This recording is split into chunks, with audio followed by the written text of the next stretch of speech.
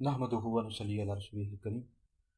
एक सवाल आजकल सोशल मीडिया पर बहुत ज़्यादा गर्दिश कर रहा है कि सरकार मौला अली ज़्यादा बहादुर थे या हज़रत सरकार खालिद बिन वलीद ये ज़्यादा बहादुर थे। भाई 100% सरकार मौला मौला अली मुर्तज़ा रज़ी अल्लाह ताला अन्हु ज़्यादा बहादुर थे। और इस हवाले से किसी मौलवी के अगर पेट में दर्द है ना, किसी नाज़बी को कोई तकलीफ़ में दर्द, पेट में दर्द है, तो मैं उसका इलाज करूँगा और मैं करता भी रहता हूँ नाज़बियों का इलाज।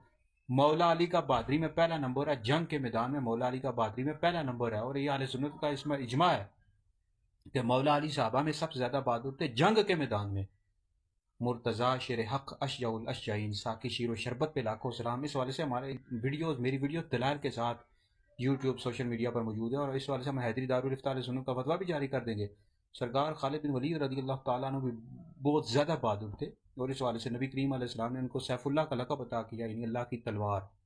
हज़रत सैयदना हमज़ा रज़ी अल्लाह ताला अन्हु भी बहुत ज़्यादा बहादुर थे, वो अल्लाह रसूल के शेर थे। लेकिन मौला अली का बहादुरी में पहला नंबर है। इस वाले से किसी मौलवी के पेट में दर्द है ना, नाज़बी मौलवी को, तो हम उसका इलाज करेंगे, उनको हम फ़की देंगे, सही इल्मी फ़की देंगे। और मैं देता भी रहता हूँ नाज़बियों को।